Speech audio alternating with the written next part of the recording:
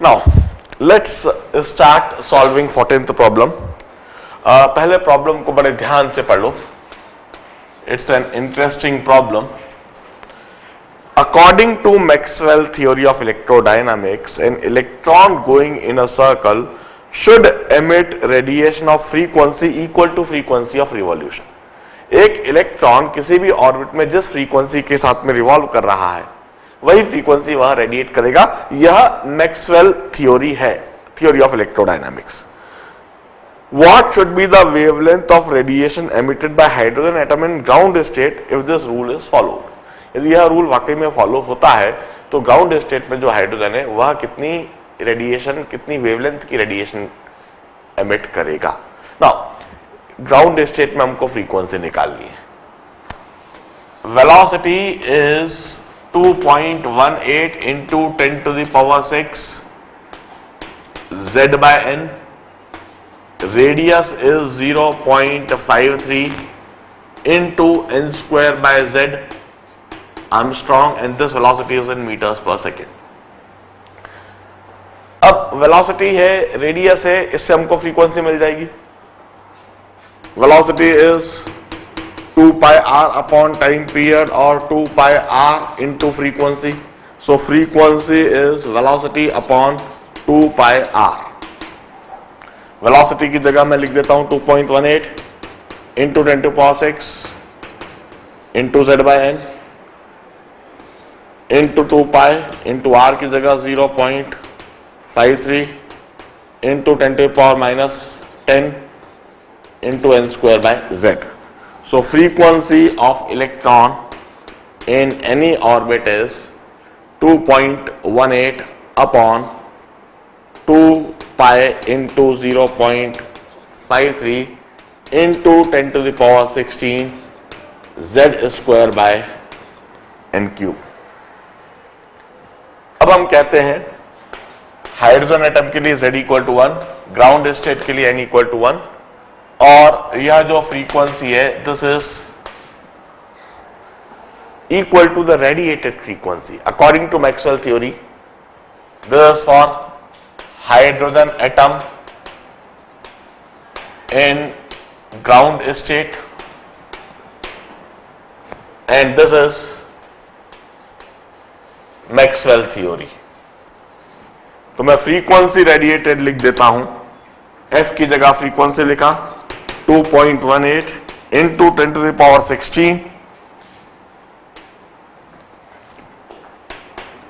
upon 2 pi into 0.53 hertz.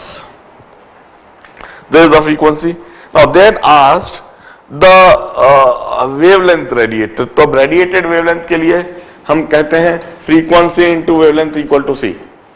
So wavelength is equal to c upon frequency. This is radiated wavelength. यह wavelength radiate होगी.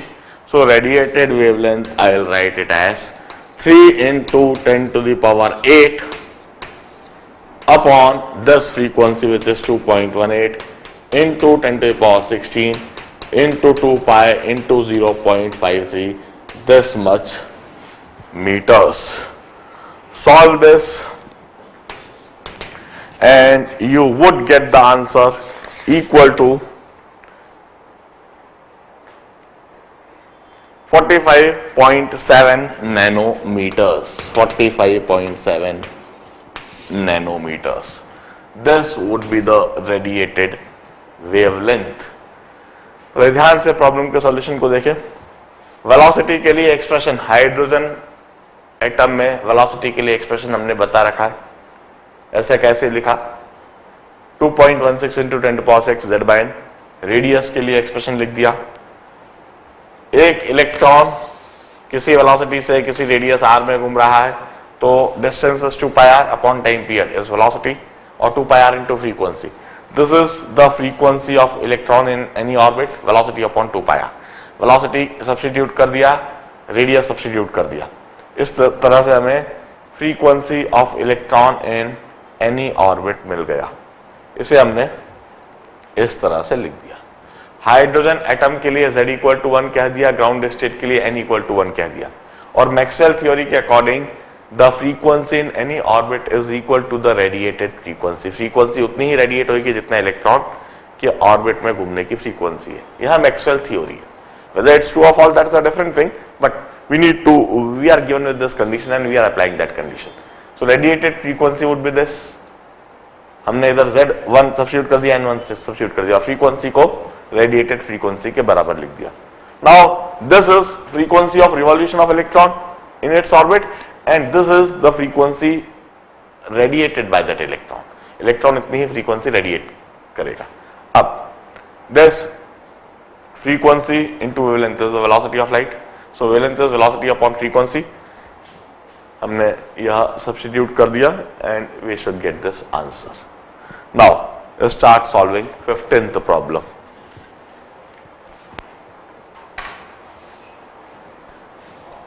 Let's move on to 15th problem. बड़े ध्यान से इसको भी पढ़ो. The average kinetic energy of gas molecule is T. At temperature T is this. The kinetic energy, average kinetic energy of gas molecule is 1.5 kT. ये हम अच्छी तरह से जानते हैं, K is Boltzmann constant 3/2 kT. किसी भी गैस मॉलिक्यूल के लिए हमने गैसियस स्टेट में भी यह इक्वेशन पढ़ रखी है, काइनेटिक थ्योरी ऑफ गैस में भी हमने यह इक्वेशन देख रखी है. It's 3/2 kT. K is Boltzmann constant. Find the temperature at which average kinetic energy of the molecule of hydrogen is equal to binding energy of its atom. अब hydrogen की binding energy क्या है? हम कहते हैं एक इलेक्ट्रॉन जो ground state में फर्स्ट ऑर्बिट में है, वह इलेक्ट्रॉन फर्स्ट ऑर्बिट छोड़कर यदि इंफिनिटी पर चले जाए, इसके लिए जो एनर्जी देना पड़ेगी that is binding energy. Binding, सबसे पहले तो मैं डेल्टा ई के लिए एक्सप्रेशन लिखूं. Delta E is 13.6 into 1/n1 square minus 1/n2 square into z square. अब हम कहते हैं this delta E is equal to binding energy if n1 is 1 and n2 is infinity. एक इलेक्ट्रॉन जब 1 से इंफिनिटी पर चले जाए, इसके लिए जो एनर्जी देना है दैट इज बाइंडिंग एनर्जी. तो मैं बाइंडिंग एनर्जी लिख देता हूं. Binding energy is 13.6 into 1/1 square minus 1/इंफिनिटी square into z square, this much electron volt. तो यह बाइंडिंग एनर्जी हम कहेंगे it's 13.6 electron volt. This is binding energy of hydrogen atom. At what temperature gas will have this much energy? किस temperature पर gas के पास यह energy होगी? इसके लिए मैं सब्स्टिट्यूट कर देता हूं, काइनेटिक एनर्जी की जगह सब्स्टिट्यूट कर देता हूं 13.6 when binding energy is equal to kinetic energy. इसके लिए टेम्परेचर पूछा जा रहा है और के की वैल्यू नीचे दे रखी है डेटा में. तो बाइंडिंग एनर्जी की जगह मैंने लिखा 13.6, के की वैल्यू इलेक्ट्रॉन वोल्ट में ही दे रखी है, इसलिए कोई समस्या नहीं है. बाइंडिंग एनर्जी 13.6, 1.5 के की जगह हमने लिखेंगे 8.62 इंटू 10⁻⁻5 इलेक्ट्रॉन वोल्ट पर kelvin and temperature T is this. So EV से EV cancelled, temperature T would be 13.6 upon 1.5 into 8.62 into 10⁵ Kelvin. This is the temperature. At this temperature, kinetic energy of hydrogen gas would be equal to its binding energy. Will hydrogen atom remain in molecular form at this temperature? No. At this large temperature, at this T, hydrogen molecule would get dissociated and it would be in its atomic state. This hydrogen would be in atomic state. यह molecular state में नहीं रह पाएगा because this temperature is in the range of 10 to the power 5 kelvin, it's 1 lakh kelvin, 1 lakh degree centigrade, इतना अधिक यदि temperature है तो इस टेम्परेचर पर हाइड्रोजन मॉलिक्यूलर स्टेट में नहीं रह सकता, उसको कंपल्सरीली डिसोसिएट हो ही जाना है, एटॉमिक स्टेट में कन्वर्ट हो जाना है। I think we have got time. हम इसके बाद 15th प्रॉब्लम के बाद 16th प्रॉब्लम भी आज ही कर डालते हैं और 20th प्रॉब्लम भी आज ही कर डालते हैं।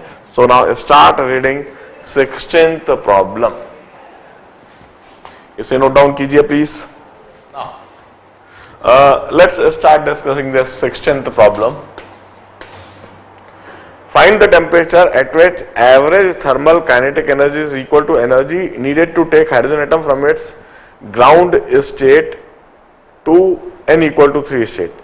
Hydrogen can now emit light of wavelength 653.1 nanometer because of Maxwellian distribution of speed.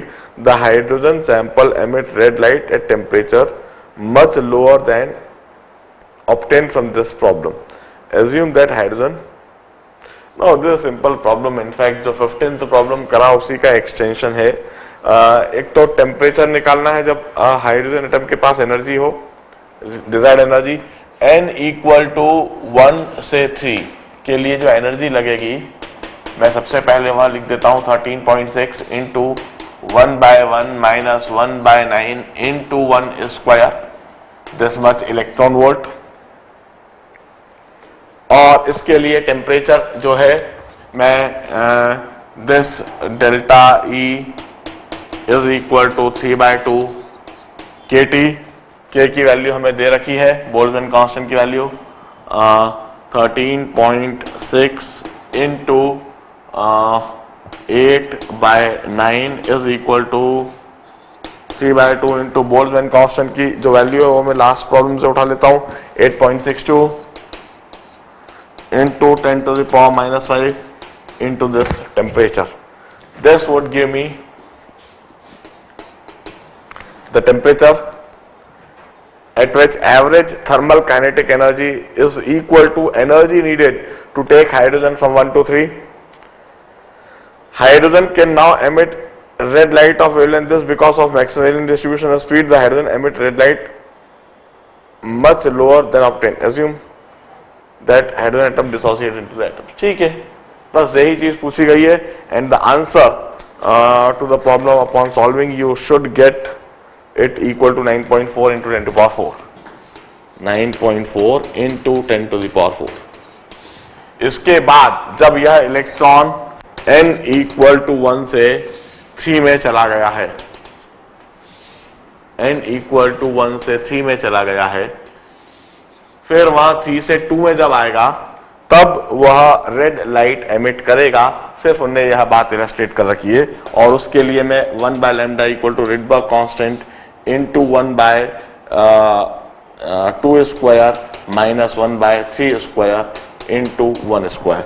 Upon solving you should get 653.1 nanometre which is a red light.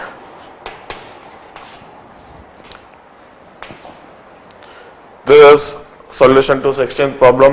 Now let's move on to 20th problem. इसी समय 20th problem पढ़ना चालू कर दो। I think 16th तो बड़ा easy था, 15th करने के बाद 16th ऑटोमेटिकली हो जाता है। बस ध्यान से पढ़ना है और समझना है, कंडीशन को देखना है, अप्लाई करना है और सॉल्व कर देना है। 20th प्रॉब्लम पढ़ना चालू करेंगे। Let's start solving this 20th problem. A beam of light having wavelength distributed uniformly between 450 nanometers to 550 nanometers passes through sample of hydrogen gas. Which wavelength will have least intensity in transmitted beam? Now the simple logic is, यह जो wavelength range है इसमें से जो wavelength absorb हो जाएगी उसका least intensity होगी।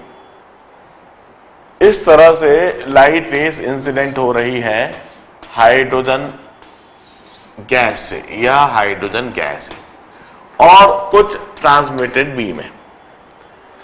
तो इन वेवलेंथ रेंज में से जो वेवलेंथ एब्जॉर्ब हो जाएगी ट्रांसमिटेड बीम में उसकी इंटेंसिटी लीस्ट होगी।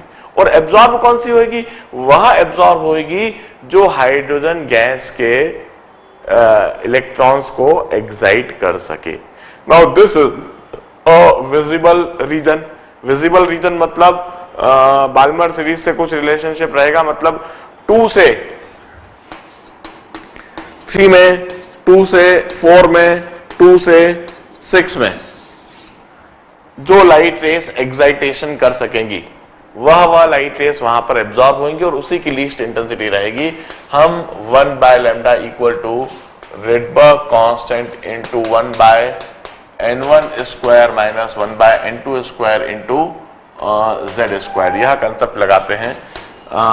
रेडबर्ग कांस्टेंट की जगह 10⁻7 लिख दें, 1 by 2 square minus 1 by 3 square into 1 square. इसके लिए हम वेवलेंथ डिटरमाइन कर दें और फिर 1 by lambda 2 is equal to 10⁻7 into 1 by 2 square minus 1 by 4 square into 1 square. इसके लिए हम लैम्डा 2 लिख दें और इसी तरह से हम 1 by lambda 3 is equal to 10⁻7 into 1 by 2 square minus 1 by 5 square into 1 square. इसके लिए हम लैम्डा 3 डिटरमाइन कर लें और जिन लैम्डा की वैल्यू हमें 450 से 550 नैनोमीटर्स के बीच में दिख रही है उन्हें हम सिलेक्ट कर दें, वही सही आंसर होंगे।